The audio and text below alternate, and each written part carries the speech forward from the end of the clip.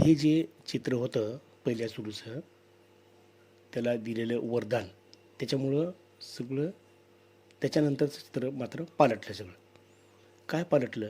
The king says I am the unhappiest man in the world.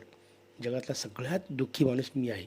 जरी माझ्याकडे इतकं सगळं सोनं असलं, वाघेतले फुलं असतील, घरातल्या वस्तू असतील, बेडरूममधल्या वस्तू असतील आणि कुठल्याही वस्तू असतील, म्हणजे राजघरातल्या सगळ्याच असून देखील मी सगळ्यात दुःखी. आता हे आपण गेल्या व्हिडिओमध्ये बघितलं होतं. आता पुढं आपण त्याच्या काय राजा म्हणतोय हे चित्र बघायचं. चित्रामध्ये स्पष्ट दिसतंय की सोन्याची मुलगी झालेली आहे. All that glitters is not gold. इथे एक विचार दिला आहे, जे काही चमकतं ते सगळं सोनं असतं असं नाही. आता स्ट्रेंजर म्हणतो why you have plenty of gold नाव. का?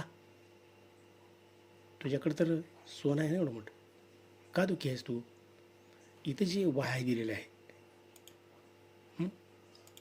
हे ह्याचा अर्थ जरा समजून घ्यायचा व्यवस्थित. का? का? तुझ्याकडं तर सोनं आहे ना भरपूर. आता तुझ्याकडं भरपूर सोनं आहे ना नाव. King says I don't want this gold. मला असलं सोनं नको आहे. I want my daughter. मला माझी मुलगी हवी आहे.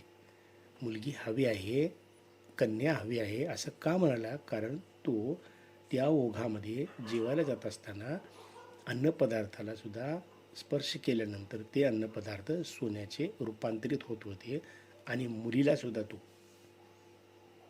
काय केलं? स्पर्श केला आणि ती खरंच सोन्यात रूपांतरित झाली आणि तिचा स्टॅच्यू तयार झाला. I want to eat. मला अन्न खायचे.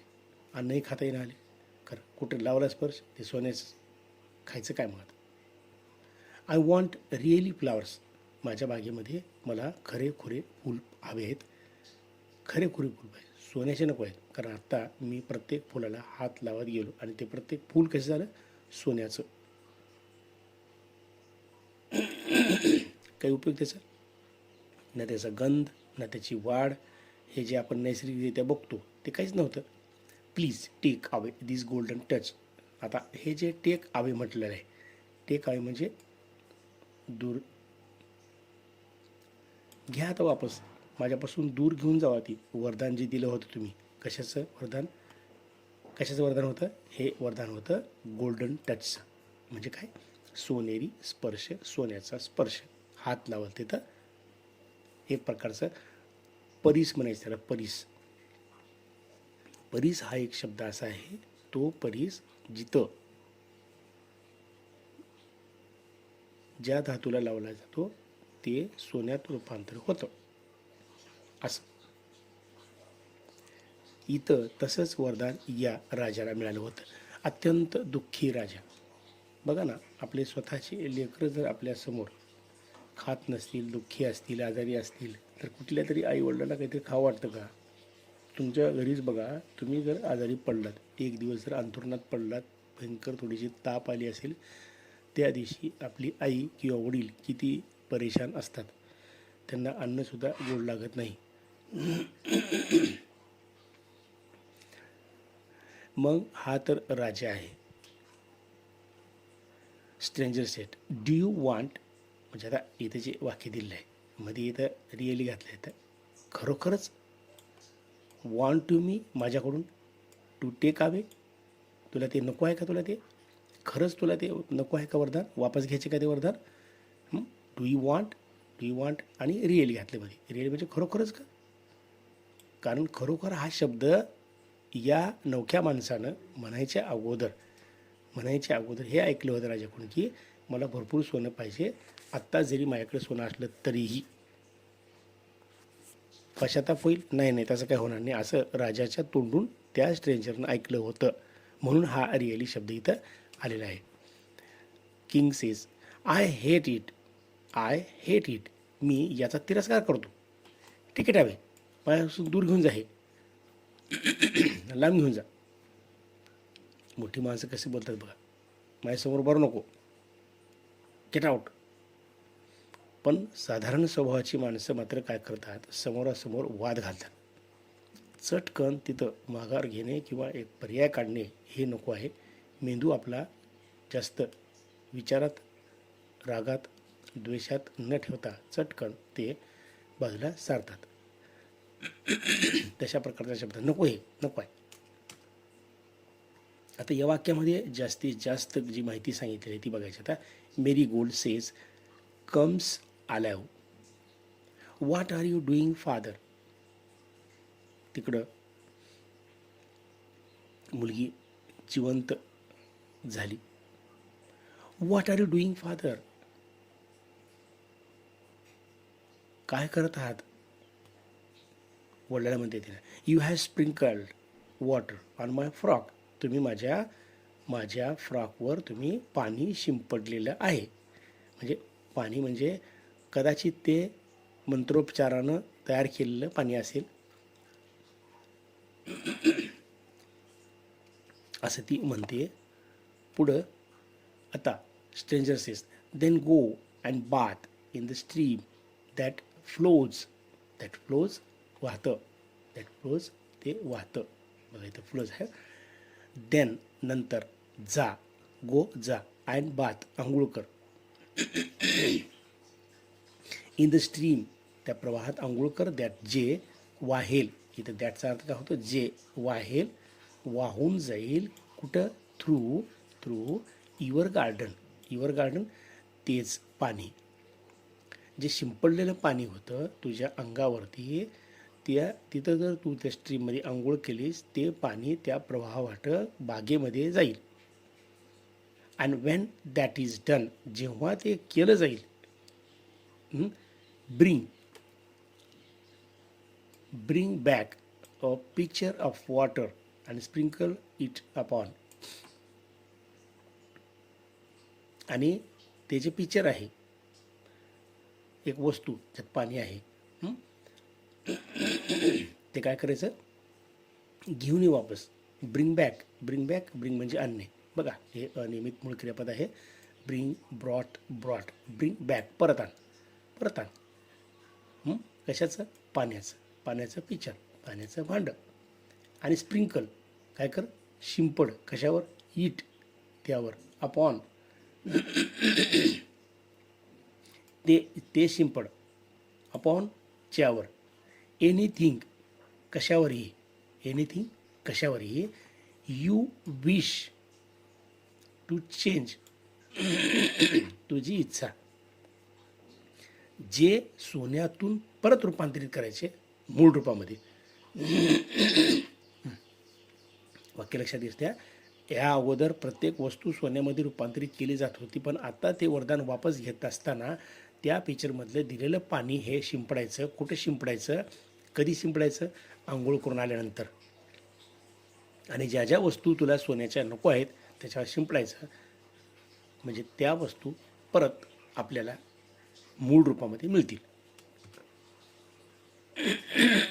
आता सीन तिसरा आहे.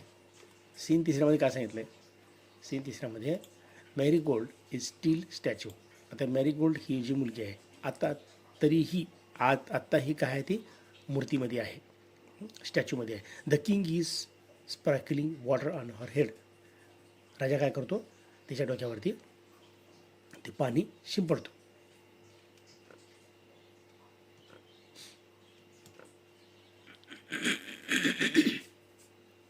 आता राजा म्हणतो, king says first I will sprinkle some water over my dear little marigold.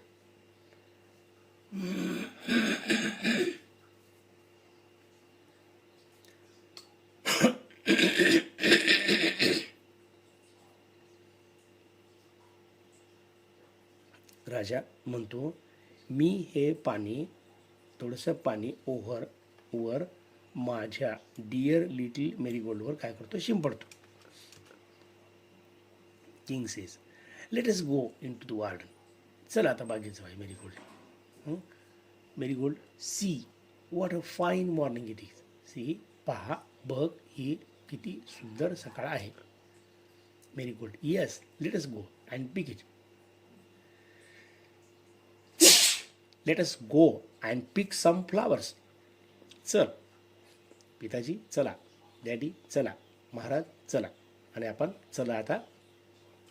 हे जे लेट अस आहे, लेट अस, लेटस म्हणजे चला एकपेक्षा जास्त आणि एकत्रित करण्याची क्रिया बोलत असताना वापरलेला शब्द. Let's go. आपण म्हणतो चला खेळूया, चला जाऊया, चला जेवूया, चला बसूया, हे जे म्हणतो आपण तसं इथं लेटस, लेटसच्या पुढे काय इथं गो आलेलं आहे. चला जाऊया. कुठं जाऊया? बागेत जाऊया. Yes, let us go and pick some flowers. चला, चला जाऊ बागेत आणि काही फुलं तोडूया. पिक म्हणजे तोडणे. He says come along then.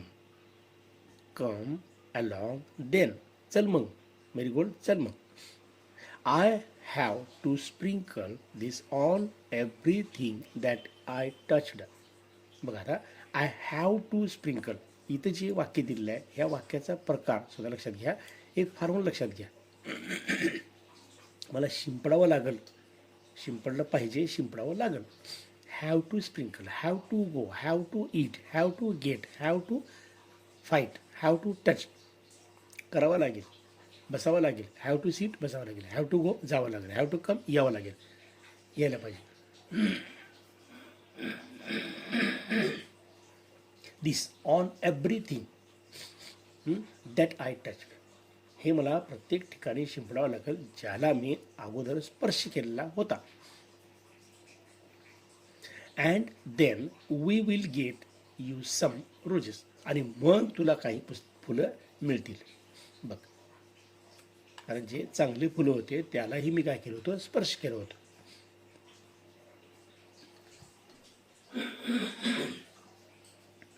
Beautiful, beautiful roses with lovely smell. सुंदर फुलं, दिसायला असलेली सुंदर फुलं आणि त्याचा सुगंधसुद्धा कसा? एकदम चांगला. अशी फुलं आपल्याला मिळतील. आता हे इथं आनंदाचं वातावरण तयार झालं. हे सगळं आनंदाचं वातावरण तयार होत असताना हा जो छोटासा नाटक आहे तो adapted from play the Philip Walsh. या फिलिप वॉल्श नावाच्या त्याच्या नाटकातला हा भाग उचलून घेतलेला आहे. या नाटकामधून आपल्याला एकच बोध मिळतो की हवस किंवा हावरेपणा, लोभीपणा माणसाचा प्रमाणात असावा. जास्त जर झालं तर मात्र आयुष्यातला खरा आनंद तो निघून जातो. बरीचशी माणसं आज स्पर्धेमध्ये पैसा पैसा म्हणून कमवत राहतात, परंतु स्वतःच्या आरोग्याकडे ध्यान नाही, स्वतःच्या स्थिरतेकडे लक्ष नाही, आणि आपण करतो काय हेही लक्षात नाही. आणि मग मनस्थिती बिघडत बिघडत जाते आणि शेवटी एका ठिकाणी येते. आयुष्य आपल्याला संपवावं लागतं. समाधानात आपण कुठलीच गोष्ट करू शकत नाही. अस्वस्थ मनस्थिती ही आपण करू नये. आज मला हे दिसते, प्रत्येकजण मी काहीतरी आहे, इतरापेक्षा भारी आहे हे दाखवण्याच्या स्पर्धेमध्ये उतरल्यामुळं स्वतःचं अस्तित्व, कोणतं अस्तित्व? स्वतःचा स्वाभिमान, स्वतःची नैसर्गिक शक्ती, स्वतःचे सद्गुण, स्वतःचा संस्कार, स्वतःला ओळखण्याची पारखता, हे सगळं विसरून गेलेले आहेत. इतरांसोबत तुलना करणे, मोठ्या ठिकाणी काहीतरी दाखवणे, दुःख आहे हे न दाखवता सतत पैशाच्या मागं लावणे, हा जो अस्थिरतेचा प्रकार आजच्या पिढीमध्ये झालेला आहे तो खरं तर दुःख आणतोय.